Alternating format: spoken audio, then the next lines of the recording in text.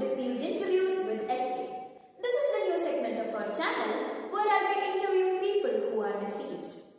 You can also suggest some people through the comment section of this video. But only one condition. Those people should be an inmate of this para world. On this episode, we have an icon who was a neurologist, theorist, and the founder of the infamous psychoanalysis. I welcome Mr. Freud to this show. Mr. Freud, is there a problem? They did not allow me to take my cigarette with me. I need something to hold. Okay, you can have this pen. Thank you. Welcome, Mr. Freud. Thank you. This is my first time as an interviewee in this world. Ever since you came here, people are curious to know about you and the theories which you keep. Could you please share how did you start your career and what was the problems you faced as a psychoanalyst? I started my career as a neurologist, trying to bring relief to my neurotic patients. I discovered some important facts about unconscious, instinctual urges, and so on. Out of these findings grew a new science, psychoanalysis, a part of psychology. I had to pay heavily for this bit of good luck. People did not believe in my facts and found my theories unsavory. Resistance was strong and unrelenting. In the end, I succeeded. So, what exactly is psychoanalysis? Psychoanalysis is a procedure or technique used for the medical treatment of neurotic patients. In psychoanalytic techniques, the therapist frankly explains the difficulties of this method, its long duration, and the efforts and sacrifices required. Therapists also do not promise that the therapy will be successful and emphasize that its success depends on the patient's understanding, condition, adaptability, and perseverance.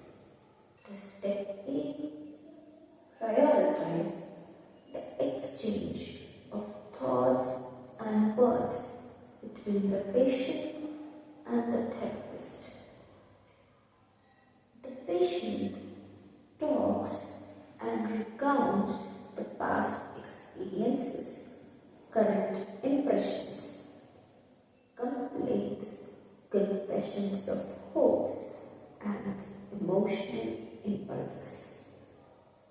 The analyst listens and tries to direct the patient's thought process, encourages and guides attention in a certain direction, provides explanation, and observes reactions of understanding and rejections that arise in the patient.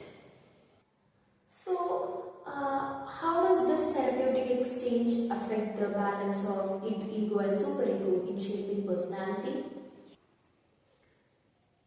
This therapeutic exchange, much like the proverbial talking cure, influences the ego's delicate balance between the primal id and the moral superego.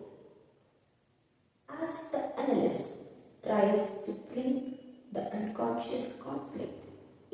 light, the ego is compelled to reconcile these forces, fostering harmony and adaptability. This, in turn, reshapes personality, allowing for more effective navigation of one's inner world and external reality. So we can say that ego acts as the bridge between id and superego, isn't it? Yes, definitely. We can say that.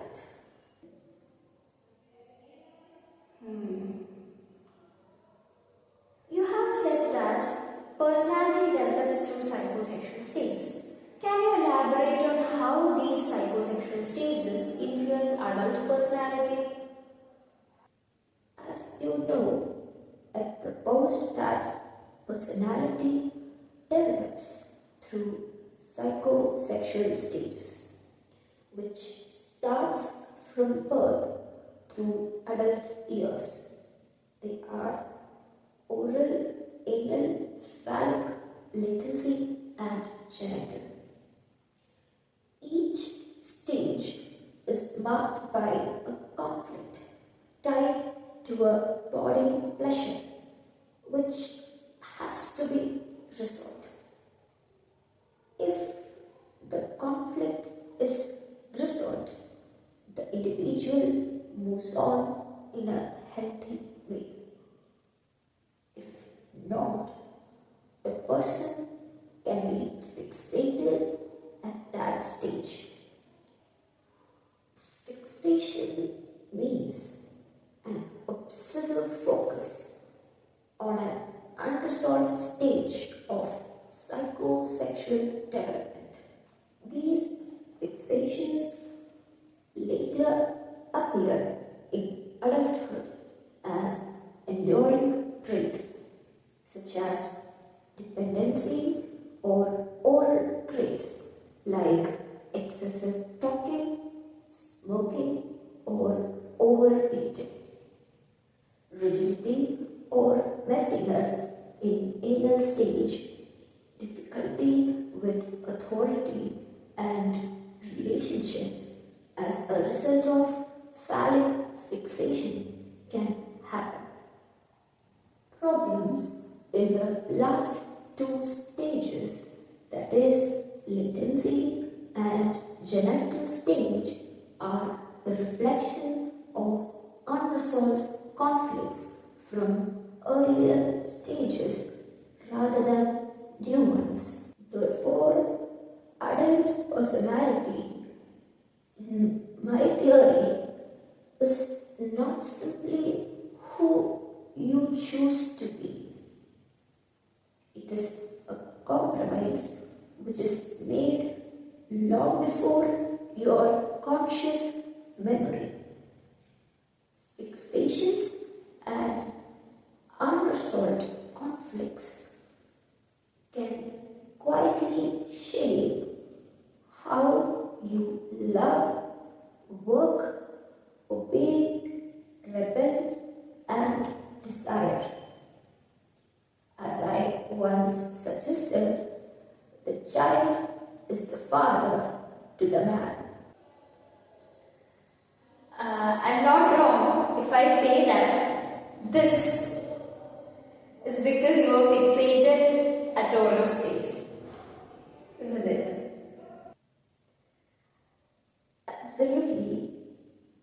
Most of the theories that I made was from my personal experience. So you can say that